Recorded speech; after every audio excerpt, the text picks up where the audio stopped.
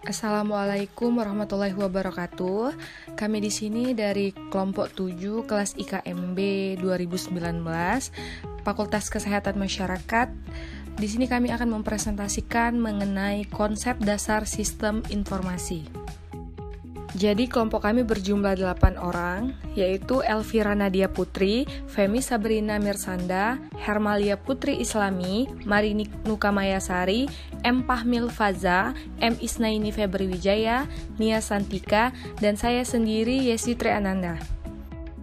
Baiklah, saya di sini akan menjelaskan pengertian data dan informasi.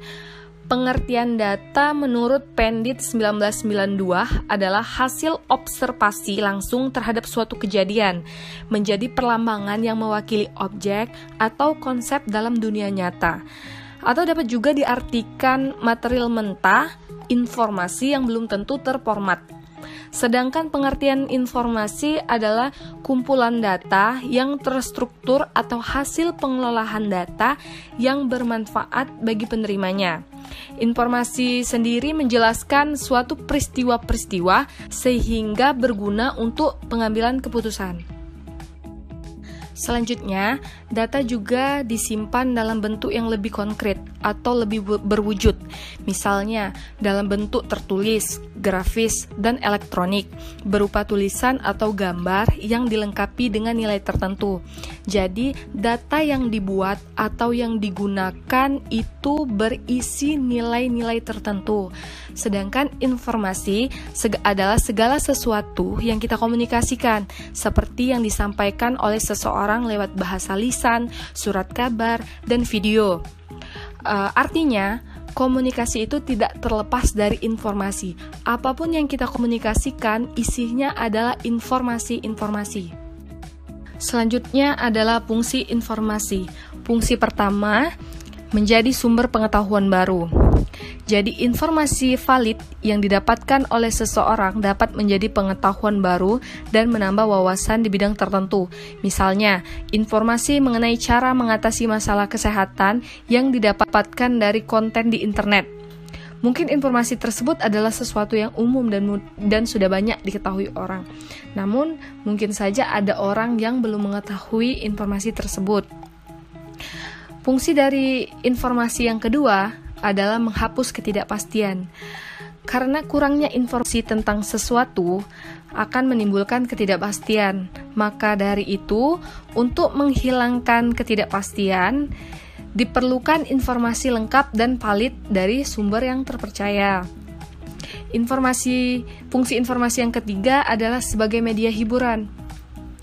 Jadi, informasi juga dapat berfungsi sebagai media hiburan bagi masyarakat. Misalnya, informasi mengenai objek wisata di suatu tempat yang disajikan dengan bahasa dan gambar-gambar yang menarik.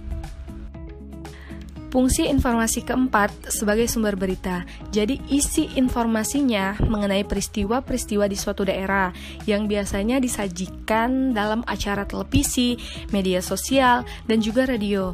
Jadi, dengan adanya informasi, itu dapat memberitahukan kita mengenai berita-berita terupdate sekarang ini seperti apa. Fungsi informasi terakhir yaitu sebagai sosialisasi kebijakan. Jadi, informasi ini penyampaian suatu kebijakan dari pemerintah sebelum diberlakukan agar dipahami dengan baik dan benar oleh masyarakat. Dengan adanya informasi dapat membantu pemerintah dalam mensosialisasikan kebijakan yang akan diterapkan. Jadi sebelum kebijakan itu ditetapkan, masyarakat sudah mengetahui, sudah memahami tujuan dan maksud dari ditetapkannya kebijakan itu untuk apa.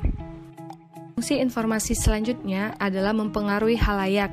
Jadi, menginformasikan mengenai suatu produk melalui media massa yang bertujuan agar masyarakat mengenal dan tertarik untuk menggunakan produk tersebut. Jadi, informasi yang kita sampaikan dapat juga bersifat persuasif, mengajak ataupun membujuk masyarakat yang melihat ataupun mendengarkan informasi yang kita sampaikan untuk menggunakan produk tersebut. Dan untuk fungsi selanjutnya yaitu menyatukan pendapat. Jadi informasi dari sumber terpercaya akan bermanfaat untuk menilai setiap pendapat yang dikemukakan di ruang publik, sesuai tidaknya pendapat dengan informasi tersebut. Selanjutnya adalah siklus informasi. Jadi pertama itu data. Data di sini merupakan bentuk mentah yang belum dapat bercerita banyak sehingga perlu diolah lebih lanjut. Data diolah melalui suatu model agar menghasilkan informasi. Data yang diolah itu menggunakan model informasi. Selanjutnya, si penerima akan menerima informasi tersebut untuk membuat suatu keputusan dan melakukan tindakan yang akan mengakibatkan munculnya sejumlah data lagi. Data tersebut kemudian ditangkap sebagai input, diproses kembali lewat suatu model, dan seterusnya, sehingga membentuk suatu siklus. Nah, siklus inilah yang disebut sebagai siklus informasi. Berikut ini adalah gambar dari siklus informasi yang diawali dari data, kemudian sampai ke menghasilkan data baru lagi, begitupun seterusnya. Jadi, siklus informasi ini akan terus berputar.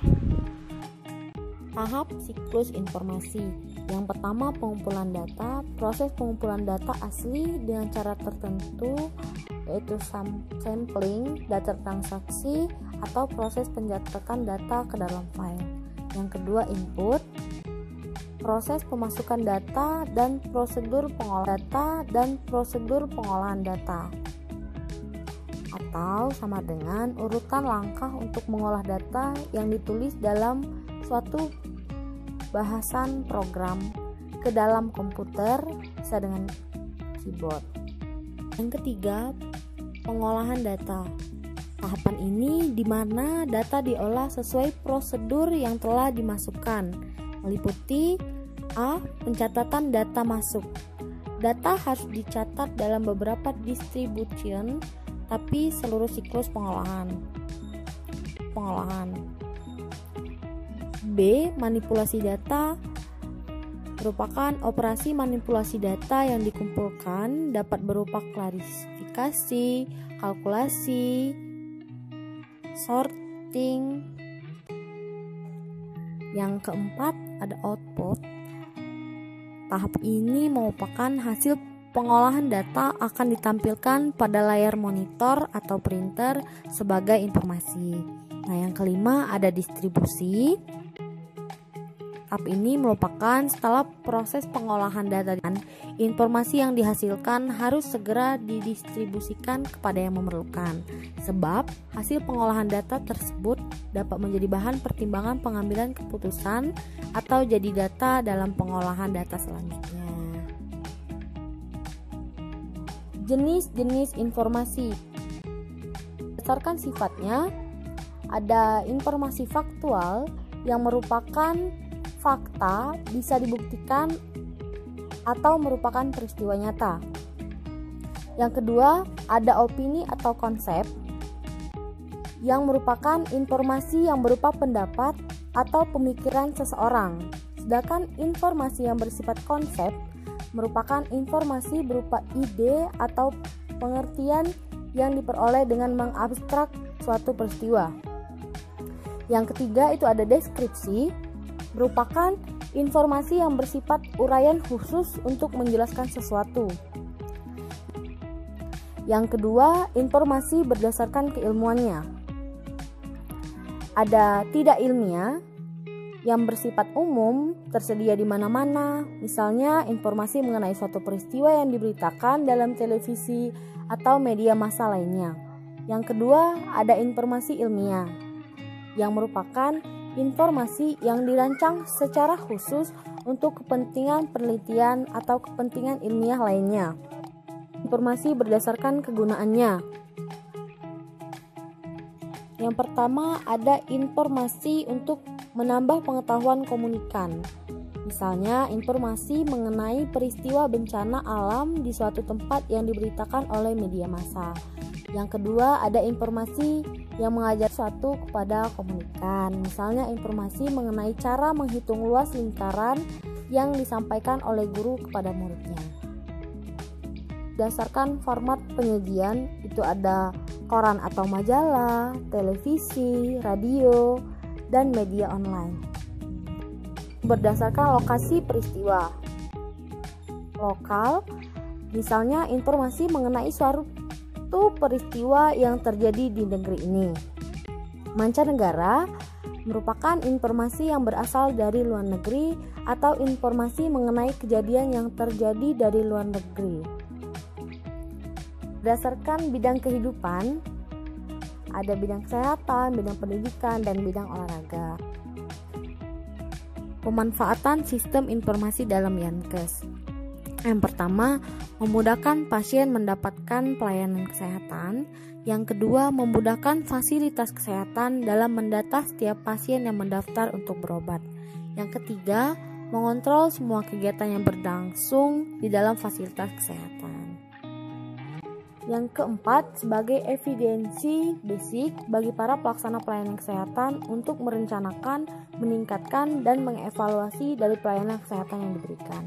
Yang kelima, untuk meningkatkan efisiensi dan efektivitas dalam pelayanan kesehatan. Baiklah, sekian presentasi dari kelompok kami. Lebih dan kurangnya kami mohon maaf. Jika ada yang ingin ditanyakan, kami membuka sesi tanya jawab. Wassalamualaikum warahmatullahi wabarakatuh.